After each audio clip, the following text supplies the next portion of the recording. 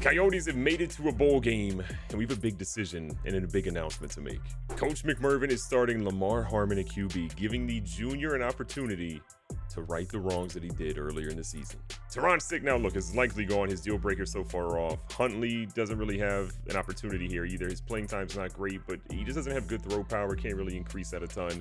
And Frost, we have no intention of ever playing him again. So it's really up to Lamar Harmon to be that guy. Harmon still has a little bit of room to improve as a passer. He's got some opportunities here with skill caps, where his skill caps for a 3-star are actually pretty great. The Coyotes have taken the field at the Cheez-It Bowl, and this is a grudge match. We won 8 wins this season. That is our target in the Big Ten in our first year.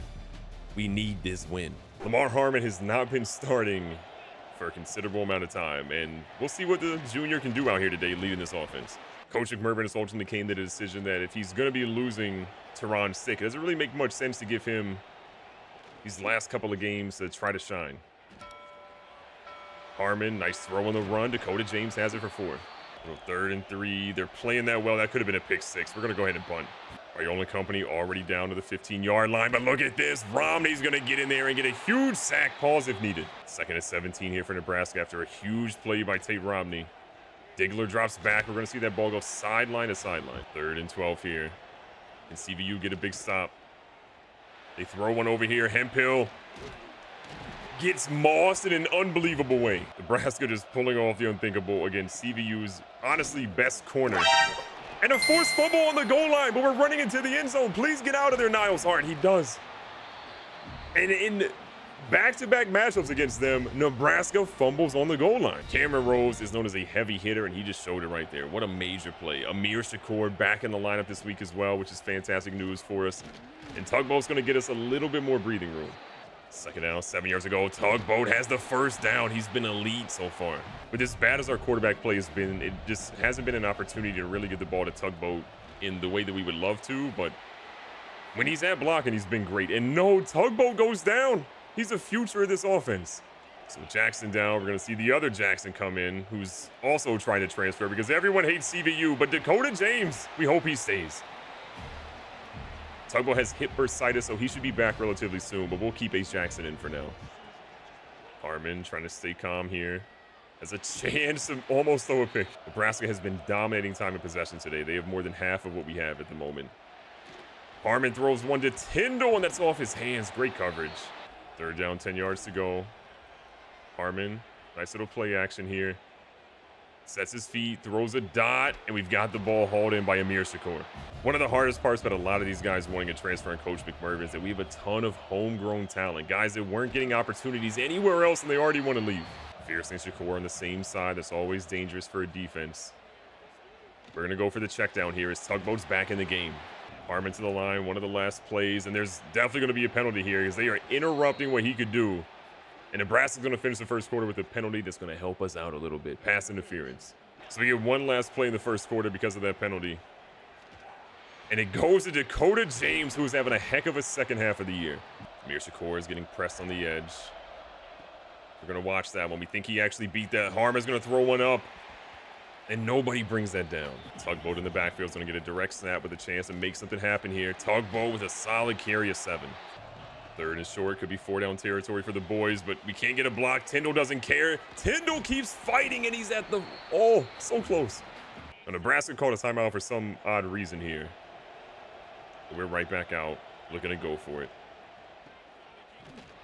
And we regret everything. They had that covered, the pass and the rush, and we cry in the streets now. Nebraska with the ball, they go with a halfback screen. Our guys apparently blind. Can't quite see it. But Hubbard brings him down. Nebraska's in the red zone now. Life is looking good for them. We stopped the run after 2. Little RPO. Hubbard, though, is there and throws him down. 3rd and 7 for Nebraska. We've been locked in so far. We're trying to get pressure on the QB. And they just find gaps open. We might have the most brain-dead defense on the planet. A 3rd and short again. Our guys are just below average. We're going to opt to go for it here on 4th down. We could kick it, but we don't feel super great about that. So we give the ball to Alexander Flames for the first. Drive stalled again on a 3rd down here.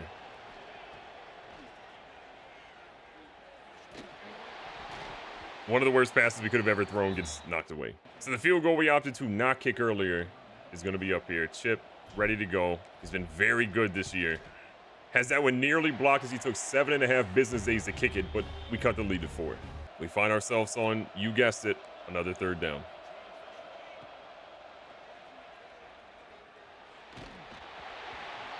You guessed it. And our team apparently got a 4th down conversion, which is incredible. We find ourselves here in a 2nd and 7 in the red zone. And they know we were running it, apparently. 3rd and 8. Harmon goes to the play action. He's got his guy under. He finds him, and Amir Shakur back in the end zone. It feels like it's been 10,000 years. But Amir hits him with a gritty. Nebraska comes out. This is a big down here. They're going for it on 4th and inches, and we stop them. So CVU gets to come out here at midfield and see if they can get some points on the board again. A 3-point lead so far. Harmon, a nice strike here to Amir Shakur, is having a solid game. 4 grabs, 67 yards, and a touchdown for Shakur. Hate to see that man leave, but it's his choice, not ours. 2nd down, 6 yards to go. Harmon showing the wheels. They forgot about it, but he forgot about getting hit too. That's one of those situations over. This man has been on the bench for about 11 weeks, so he's pretty fresh. Harmon tries a Josh Allen one over the top, and that one's dropped. 2nd and 10, take the easy, we get the 5 yards. Such an important drive because, again, we're only up 3. A touchdown here might put this game away. He's got his guy, and he misses Tyndall. Unbelievable. Pain. Absolute pain, and McClure gets hurt to add injury to insult. They've honestly done really well against RPOs, but we're going to try another one here just because what's the worst that could happen? We got the 1st down. McClure, we found out how his hip bursitis. Apparently it's contagious. It's going around everywhere. 1st and goal. Tugboat trying to turn the corner, and he gets to the 1, stopping the clock. 15 attempts, 42 yards. It has not been a great day for him, but getting into the end zone here would change a lot for this team. And Tugboat is in. He's falling forward. And Cascade Valley is about to have a 10-point lead to try to win a bowl game. Another big 4th down here for Nebraska. Can they convert to keep this dream alive right now? Just terrible coverage by us, and they floated right by us. Clock continues to tick. They are still well within this one. And they are just throwing right at our linebacker all the time. 1st down again. Good play action. That ball's tipped. Is that a fumble? They say it's not. With that ball going backwards, we were hoping maybe we get a chance of it being a fumble, but the referees think otherwise. They target Fox or Mays, and both of them go down, and then a big hit by Hemphill at the end. One of the most disappointing parts about Cascade Valley's season is how good our secondary was supposed to be. We had Fox, we had Mays, we had all these guys. We had Hemphill, and these guys have just been terrible. And somehow, Dylan Raiola just got in the end zone. We've seen it all. 3-point game. Tugboat, one of his better runs this afternoon, gets about 9. His longest run of the day has been 10 yards, and that one nearly eclipsed just that. Right back to the run. He's breaking through tackles. That's what we want to see. Tugboat has an elite depth trait. We know this man can be great. He just needs blocking, which has not been there this year. Nebraska does burn their 1st time out. We have to score a touchdown on this drive. So we're going to go ahead, switch it up. We've got a chance, and fiercely toe taps that. What a grab. And it's unfortunate that we did stop the clock there, but at least we're inching up a little bit closer now. If we can get back to running that football. Keon Robertson goes down. Another lineman injured. This is why we want all that depth at offensive line. You can tell they're kind of heavy here. Dakota James should be wide open on the RPO. He's got blocking. Dakota James might go to the house here. Dakota James on a generational run the last few weeks. Get this man some NIL money. Keep him in Akron, Ohio. Down 10, Nebraska with 2 timeouts. They have a long way to go to try to get these points. Underneath, checked under, what a hit again. If Cascade Valley has done anything this season, it is force some fumbles, baby. Cam Rose has been lighting people up all season long. And while he might miss some tackles here and blow some coverage, what that man does to opposing players is nasty work. Nebraska burns their 2nd to last timeout, and Tugboat turning up a little bit. Another solid run. All out of timeouts now. The Cornhuskers know they have the 2-minute warning to help stop the clock here. There's an instant penalty. We're going to hope that's on them for maybe being offsides. And it actually is going to be on them, which is going to be huge for us right now. And we absolutely accept that penalty. That being said, 2-minute warning is still here. A touchdown puts this game away.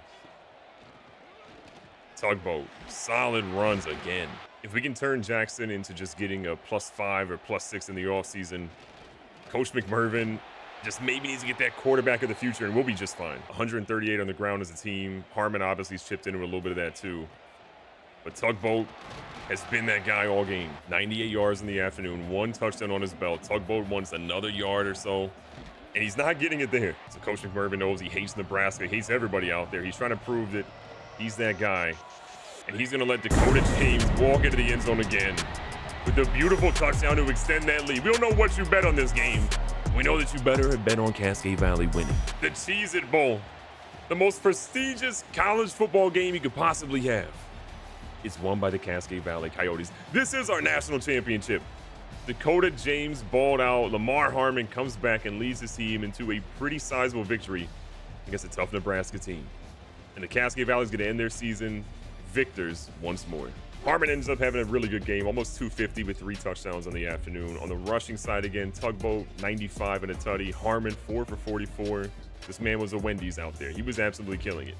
And on the receiving side, Dakota James, 8 for 95 and 2 touchdowns. Tugboat had a couple as well. We see Amir Shakur get back in the end zone. A fiercely solid game. Doesn't get all the way in the end zone like we want, but still, the sophomore did what he needed to do. Defensively, Tate Romney played well, as does Bray Hubbard. We see 8 tackles from each of them. From a sack perspective, Romney and Digler both get 1, and then half a sack by Hart and Bush Jr. Interceptions, we don't get a single one today, which hurts us, but what we want to talk about is the forced fumble. Cameron Rose forced not 1, but 2 today, and Ace Jackson, the running back, somehow forced a fumble as well. And while our season maybe didn't go the way we wanted it to, Oregon faces Ohio State, and Oregon gets the touchdown victory against them, 27-20. Congratulations to the Ducks.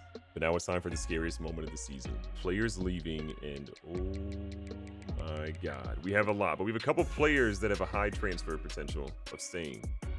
But we really don't care about them at all. We've got some decisions to make. Cameron Rose has been a major player. We want to try to go ahead and get him. We try to persuade him. He's decided to stay. That's a huge win. Amir Shakur does say very low, but we need Amir Shakur. He is one of our leaders at receiver, and he is going to be leaving. Dirk Diggler, another guy we're going to try to keep here. He has a low potential. He's not been persuaded. We have 3 left. We're going to try to keep Andrew Alexander because he does have pretty good skill caps and has good potential. We'll see if he wants to stay. He's going to be back. Okay, we have 2 left. Dwayne Fox is a guy we would love to see. It says extremely low, but he's such a good talent. We have to try to keep him. And he's not coming back. Jaden Mays is a guy that makes so much sense to try to go. Our brand exposure is like not that far off from him. We're 1 tick off, but he's a very low chance. So I think we have to try to go to a power position. We're going to go to Tehran Stick. And we're going to see if we can get this man to stay. Persuade. He's leaving.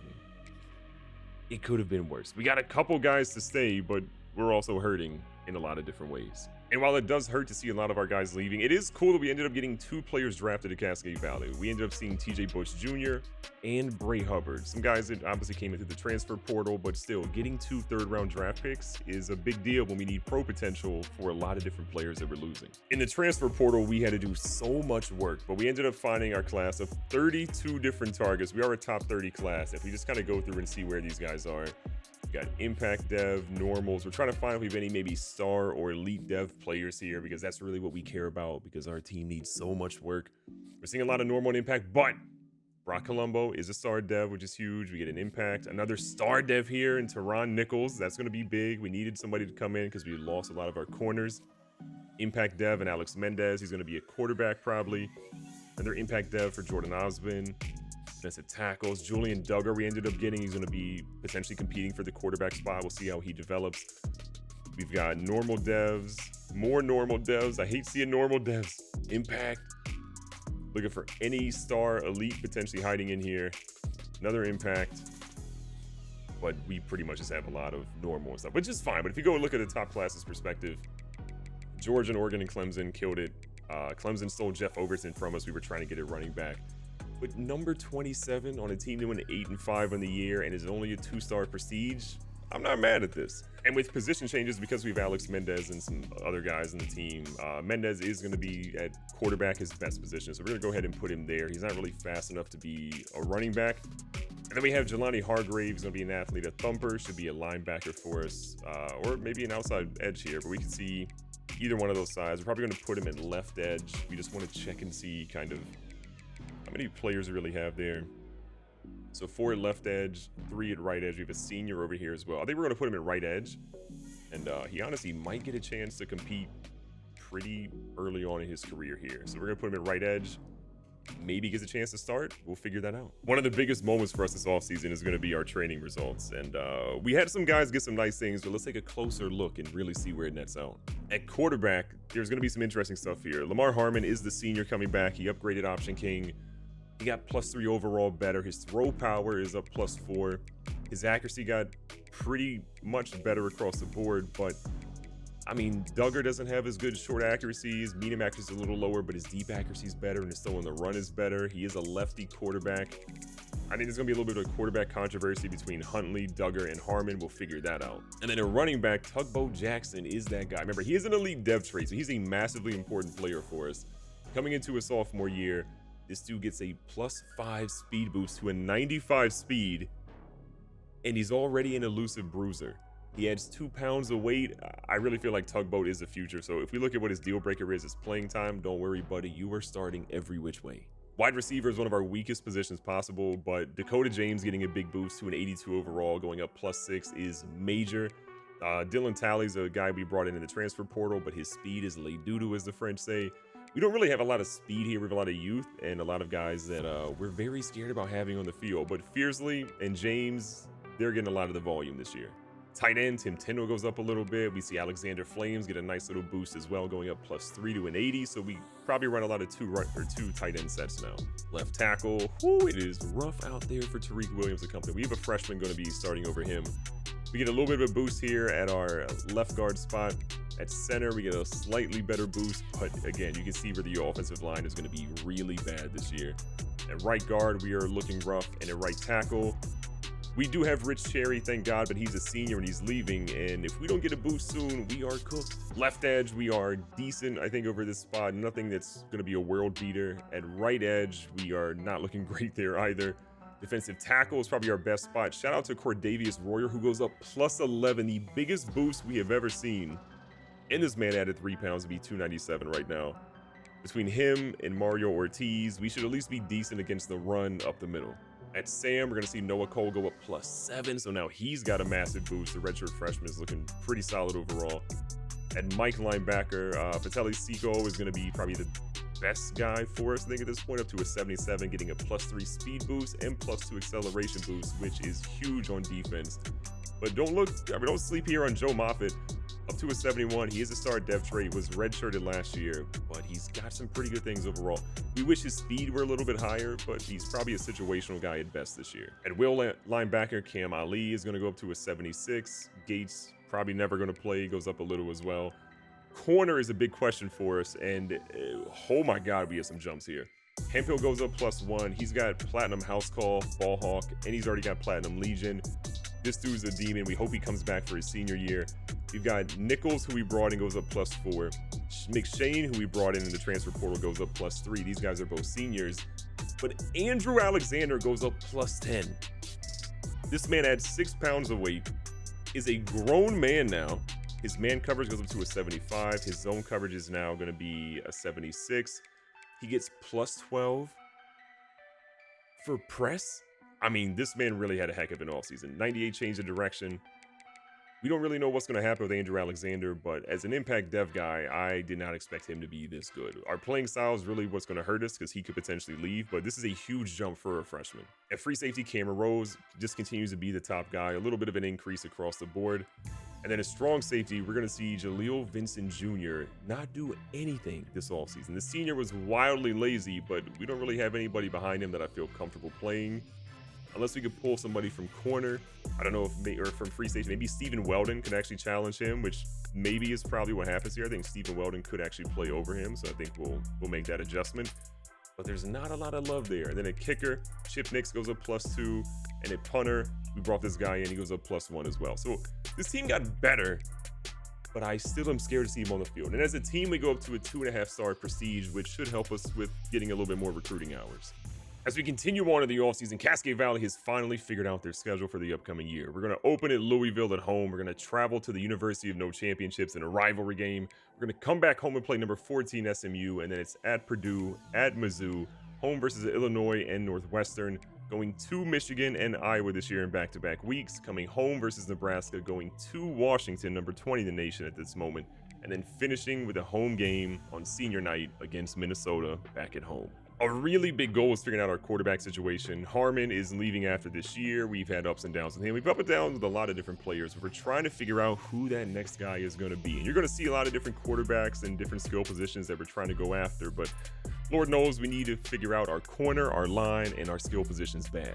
And all of that brings us to week number 1 of the season. Louisville coming to Cascade Valley. Lamar Harmon will be starting, but there's a big wrinkle we're putting into the offense this side. And with how bad our wide receiver core has been, we will have Fiercely at the top, we will have James right behind him, but number 3 is going to be Mr. Mike Hemphill. Yes, he's going to be our shutdown corner, but we are also going to try to give him some Travis Hunter treatment and see if he can maybe cook on offense and maybe help bring a Heisman to Cascade Valley. A lot of new faces on this team, a lot of guys that have to figure things out in the opening home game of the season. We've got a ranked opponent that we're facing right now, and they are cooking so far in this drive, staying alive. And Weldon lights him up. Louisville's already got first and goal. They hand it off to the running back, and we meet him in the backfield with a good tackle. CVU crowd getting a little crazy here. Louisville again, trying from the second and goal opportunity at the 10. They go back to the run. We weren't expecting it. And a hard hit by Cameron Rose doesn't matter as Louisville's going to strike first. Pick it up here in the second quarter. We've got ourselves down at the 50-yard line, and we are just trying to see what we can do. And Tim Tindall in his senior year is looking great in game 1. Lamar Harmon has so much pressure on his shoulders. This is a guy that everybody thought was going to be him, but he has not lived up to the hype. Coach McMervin calling a little bubble screen. He's got his guys out there. Dakota James reading his blockers incredibly well. Hemphill was in the last play. He comes out on this one. We're going to hand it off to Tugboat, and Tugboat is going to work his way into the end zone, and that's going to tie this game right back up at 7. But Louisville had the ball. They were close to getting something going, and then we get a big interception, which leads to Tugboat going back again for another touchdown, and we are now moving into the lead. We could be running away with this if we don't, get stopped anytime soon. Louisville's last drive didn't go their way, but this time they're trying to right that wrong. On a big third down, they go with the screen. Seco gets lit up, but Roderick with a nice hit. Back at it again with a new set of downs. Louisville's got a lot of time, and Stephen Weldon's going to fish that one out. And second down, Louisville. Little RPO potentially. We get absolutely fooled, and they find a first down. 2-minute warnings here for the Cardinals. They're in basically field goal range, but we are not letting them get a good run there. The Coyotes crowd has not come prepared in the opening game as they just seem flat. But look at this. Speaking of flats, they go to the flats and almost get the first.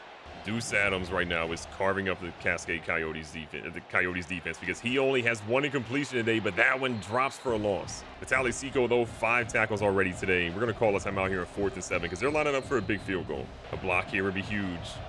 A miss would be even better.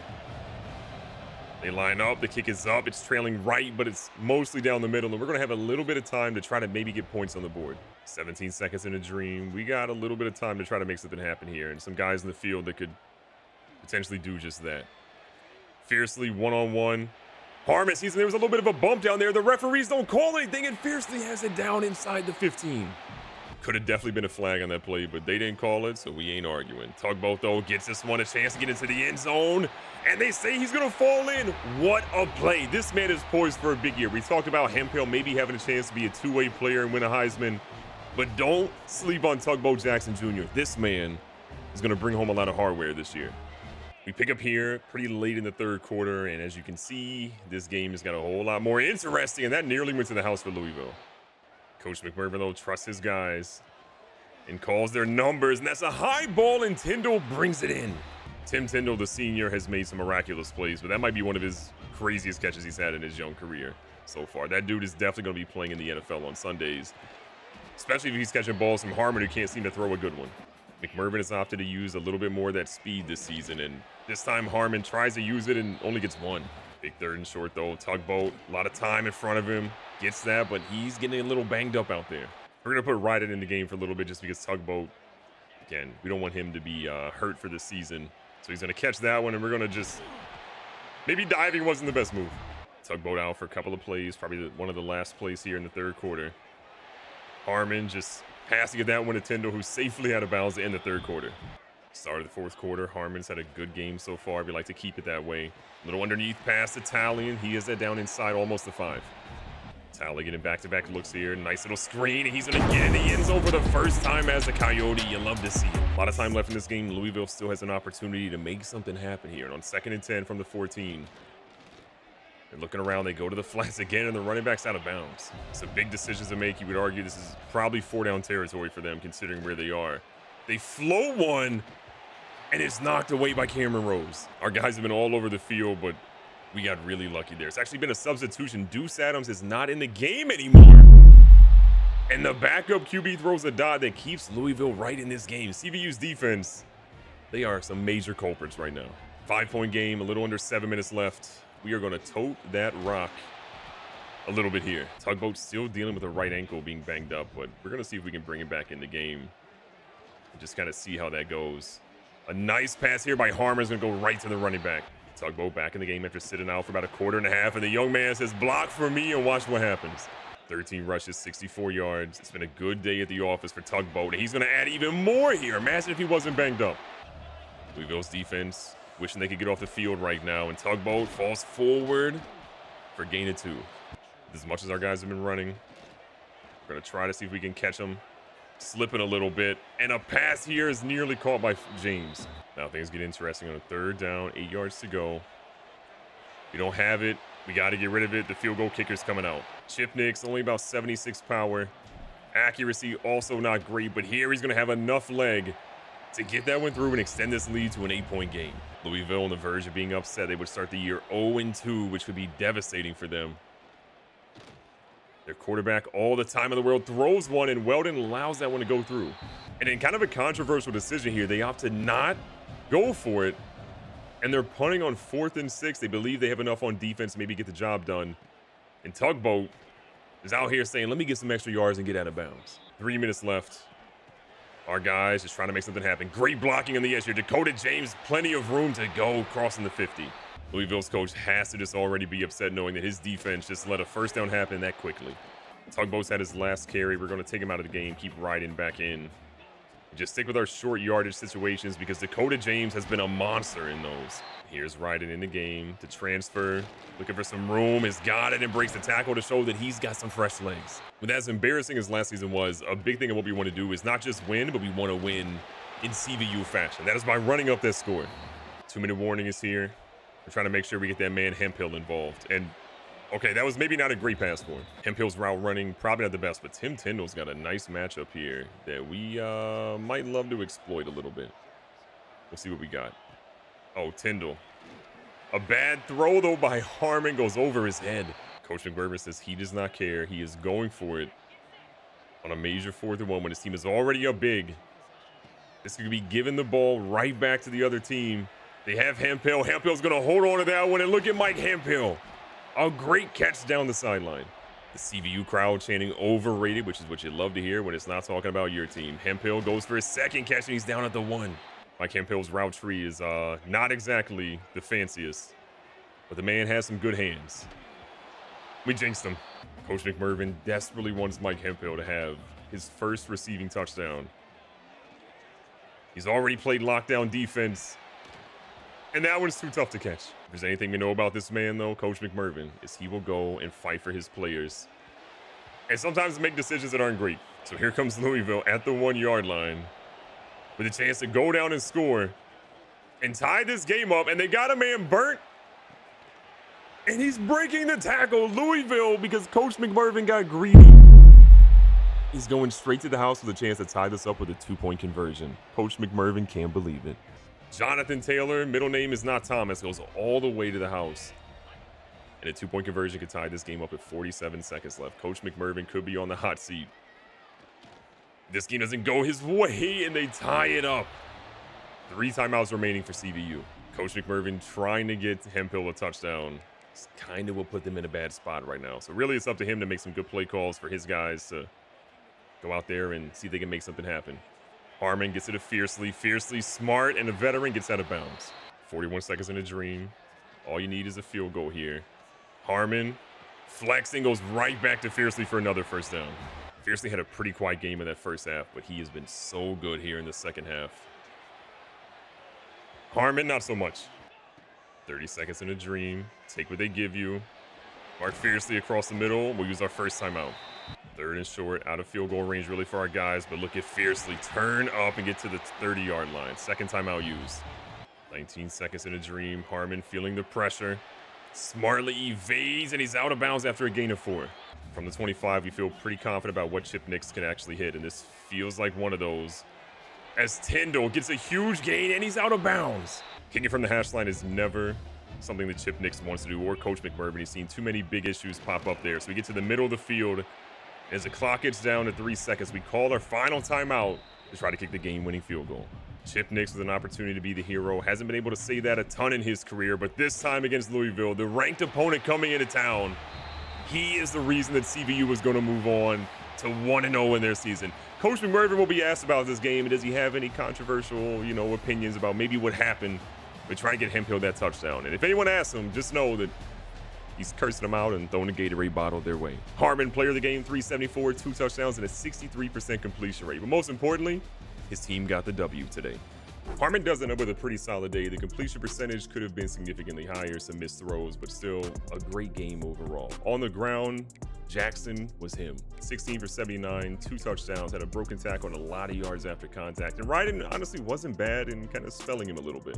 On the receiving side, Mark Fiercely was the guy that stepped up big. 6 for 124. We see Tyndall go 7 for 94. James 7 for 79. The veterans were who we thought they were. Everybody else, there's a lot of work to be done. If you look at the drops category, they say that there weren't any drops by a certain guy, but we all know that Hemphill had a couple out there today. Defensively, Fatali Seiko and we see Stephen Weldon both come out with double-digit tackle totals. Love to see that. Hemphill goes for 5 this afternoon. From a sack perspective, we did not get to the quarterback once, which is bad news.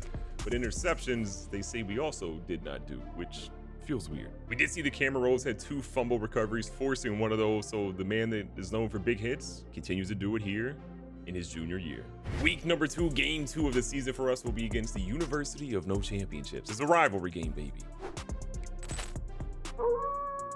The Tar Heels around here, we're going to their territory today. But look, I feel like Cascade Valley has owned this team every single time. And it's time to show that we are dominant, that we are better, and that we're walking out of here with a victory today. The black helmets is a rare thing on the white jerseys, but today we felt the need to show them that we're nasty. Harmon on the road. He's got to be him out there today. We're going to need him to step up big, and throwing strikes like that to Tim Tyndall, who maybe shouldn't have jumped. Tugboat's wear and tear appears to be gone this week, so he should be nice and fresh against a UNC defense that he should absolutely cook, and he shows them already that he's got it. And look, Tugboat had some issues last week where he didn't really get a ton of carries, getting over that 100-yard mark, but that's really our goal for him, is to average over 100 every single game. But 3rd and short, Tugboat trying to get to the edge. He's got it, makes the guy fall as well. If you're noticing a trend, is that we are running and toting that rock today. The edge is sealed. Tugboat's got some room here, and the speed is going to be enough. Tugboat Jackson. Don't forget the junior. UNC is going to line up here, 4th and inches, going for the field goal from the 18. Alexander's off the edge and almost blocks one. He's been so close to doing that on special teams, but he just barely misses that one, and UNC is going to cut the lead to 4. Harmon and company are back out here in the field in the second quarter, and honestly, CVU's built up a pretty solid lead. Up by 2 touchdowns. We want to make sure going into halftime that we just add a little bit more onto this one. It's Fiercely so close to breaking that one off. 2-minute warning is approaching here. Tally, a solid route, and he drops it at the last second. Coach McMervin feeling a little aggressive here. Opts to run it with Tugboat, which is risky. And they say he's just a yard short. We are starting to get worried, though, because Tugboat, again, wear and tear in this game. What is happening to Tugboat Jackson Jr. this season? 2-minute warning approaching now. Gio Lopez throws out here to the backfield, but Nichols is going to bring him down. 3rd down. Not a lot of yards to go. Wide open guys all across the field for UNC, and they opt to go out of bounds. 1:50, and UNC is in perfect position right now to go and score, but Seiko goes down the middle and lights up Gio Lopez. The sophomore has looked great so far this season, having great tackle totals in game 1 and already starting it up here again in game number 2. This ball's going to go down, and it's nearly picked off. Clock is almost under a minute left. They're throwing this one deep. Nichols is there and is off the fingertips of the UNC receiver. So for the second time today, UNC lines up for a field goal, nearly blocked on the previous play when they had it earlier. But this one is going to be up. It's tailing right, and it's going to be just enough to get that one in to cut the lead to 17-6. With a minute left, we are out here just trying to make some things happen. And Lamar Harmon says, you know what? I'm going to pick up some yards. If you're wondering how we started a drive at the 2-yard line, there was apparently a holding penalty on the kickoff when it got simmed. And that put us in not so great territory. Harmon letting it fly. Fiercely is going to bring that one in. A great grab. 20 seconds left. We are not super far off field goal territory. But again, our guys not exactly known for being great field goal kickers. Chip Nix, solid from within 40. Outside of that, you do not want that man kicking anything that involves distance. And Tally's going to make us use our second timeout here. 13 seconds left here. Harmon just trying to play it smart, seeing what he's got. And that may not be the smartest thing he's ever done. Good news is it's at the end of the first half. There is a flag on the play. It is apparently on us. And Coach McMervin will absolutely try his best not to fight Lamar Harmon in the locker room after an unbelievably poor decision by him. The University of No Championships is going to line up here and throw up a Hail Mary. Seco just trying to get busy. See if he can get to Gio. Gio's going to throw it off his back foot. This is a absolute prayer. No CVU defenders come down, but even better, no UNC players get it in. We are going to halftime up 17-6 against our rival. We pick up here in the second half, and UNC actually has the lead, mostly thanks to College Football 26 having a very interesting Super Sim engine. Harmon definitely showing some cracks in the armor. Has not exactly been what we were expecting today, but Tyndall, the always reliable target, makes him pay deep down the field. Back to the run game. Tugboat just dealing week after week with these injuries. 2nd and 14. Harmon gets hit as he throws. And a game that thought like it had blowout potential has very much turned into a game that we're just trying to survive in at this point. That one's out of bounds and we can't kick this. So rather than punt this one, we don't obviously have a field goal kicker whose leg is going to be good enough to do it. We are just going to opt for just something. And Harmon says, you know what? Fiercely's down there somewhere. Unfortunately, he didn't see the ball. And that one's going to be stopped at the 11. UNC gets an interception. UNC starts their drive off with a run, and that was a crazy hit by Dean. UNC also does not have Gio Lopez in the game. We're not sure if he was subbed out for performance or injury or whatever may have happened, but they have decided to switch things up. And a check down again. Stephen Weldon's all over it. Crucial 3rd down. Can we get the stop? The answer almost always is no. Almost always. Tar Heels send their running back in motion. Our guys can't get off the blocks, and Russell's going to get himself out after 6. Martin sees a little bit of a blitz pressure coming, doesn't seem phased, and just finds a guy wide open on the left-hand side of the field. The writing kind of feels like it's on the wall right now for CVU's defense. The offense can't get it going. The defense seems like they're lost in the sauce. And finally, a big play. But, oh, Mario Ortiz is going to go down with an injury. That's not good for this defensive line. Garland makes a big play there to force them back. Looks like they're kind of in a pass situation. Again, going to the flash, and Stephen Weldon sideline to sideline. Ortiz does have a bruised knee. We're going to put in Cordavius Royer just to give Ortiz a little bit of time to kind of come back. 3rd down and 11. Can our defense actually hold and stop a conversion from happening? They're testing Hemphill. Hemphill had it and got knocked away, but honestly, that's probably better.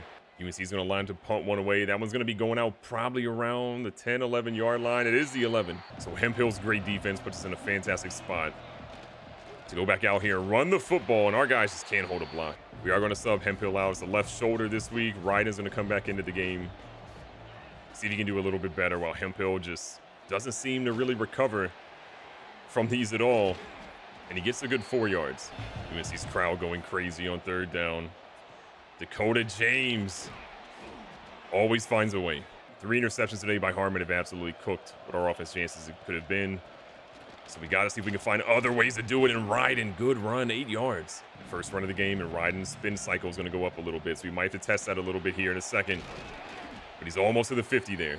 As good as Tugboat is, the constant issues we've been having with this man, just getting banged up, getting injured, not being able to stay out there. The elite dev trait is something we've been excited about, but we just haven't really seen it come fully to fruition. This is going to be another interception. Unbelievable. We may have seen the last of Harmon today. Gio Lopez appears to be back in the game, looks to be healthy now. We're going to see what that means for this offense as we get a tackle for loss. 2nd and 11, UNC lining up. Seco all over that one, though, and they end up stopping him after a gain of 5. CVU knows this is a major point of the game. We cannot give up a field goal. We've got to get a stop. And then we give up that. We're hitting that point where it could be all she wrote, but we're trying to lock in. They go out of bounds, though, which is fantastic news. 2nd and 8. The RPOs are there. We're so close to getting that one. UNC's going to go for a play. That's going to go nowhere. And in the 2-minute warning, they're kicking a field goal from deep. Alexander almost blocked a punt before. Could he actually get one blocked here? UNC lining up, trying to make it a 7-point game. Alexander's not going to block it, but he doesn't need to as UNC blocks it themselves, kicking it way right. And CVU has the ball now. 2 minutes left in the game. A new QB has stepped in. It's a lefty this time. But our just blocking has been so terrible today. Go 2nd and 9. Getting this ball to our playmakers, and Dakota James has nearly the first. UNC up on the line. This ball was handed off, and it wasn't supposed to be. That ball was supposed to be thrown by Duggar. And instead, we're going to have ourselves turn the ball over on downs. 51 seconds. We didn't call a timeout because we do have all of our timeouts here. They're testing Hemphill deep, and our best corner gets burned. Shout out to the College Football 26 devs doing a fantastic job with play the moments, because good Lord, I've never seen it in worse shape. Play the moments is a feature in this game that should not even be in there because it is so poorly coded. Don't use it. Don't use it at all. Losing a rivalry game is always tough, but at the end of the day, we didn't lose to UNC. We lost to College Football 26. Maybe 27 will be better. Be safe, be smart, tell somebody you love them. Catch you guys on the next one.